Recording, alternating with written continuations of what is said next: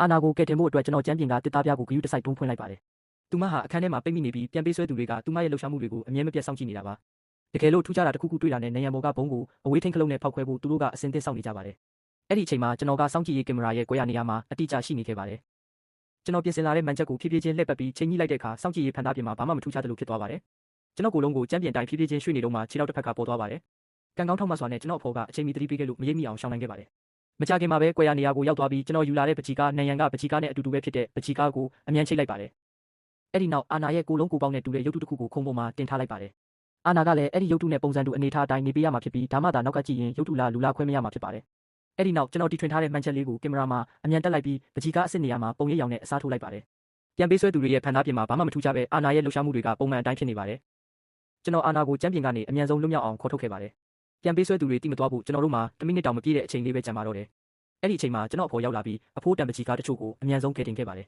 ။အရေးကြီးတဲ့အချိန်မှာပြန်ပေးဆွဲသူတွေကဖုန်းဆက်ပြီးငွေမရသေးတဲ့အကြောင်းလာပြောပါတယ်။အာနာကစက္ကန့်6ဆက်ကြာတဲ့အထိမလှုပ်ရှားတာကိုသူတို့တန်တရားဖြစ်လာပါတယ်။ကျွန်တော်တို့မြေအောက်လမ်းထဲကိုဝင်ကာနီးမှာပဲပြန်ပေးဆွဲသူတွေကဘုံကိုဖောက်ခွဲလိုက်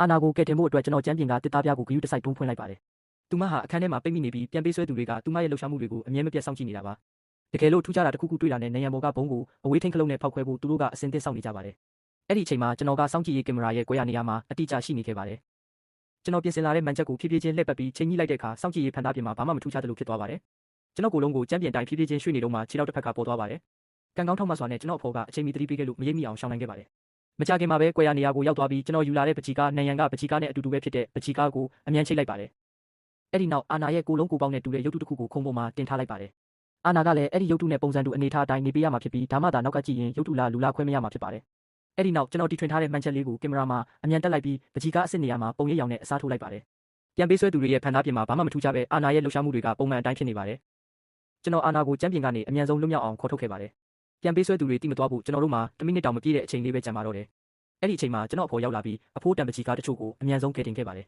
။အရေးကြီးတဲ့အချိန်မှာပြန်ပေးဆွဲသူတွေကဖုန်းဆက်ပြီးငွေမရသေးတဲ့အကြောင်းလာပြောပါတယ်။အာနာကစက္ကန့်6ဆက်ကြာတဲ့အထိမလှုပ်ရှားတာကိုသူတို့တန်တရားဖြစ်လာပါတယ်။ကျွန်တော်တို့မြေအောက်လမ်းထဲကိုဝင်ကာနီးမှာပဲပြန်ပေးဆွဲသူတွေကဘုံကိုဖောက်ခွဲလိုက်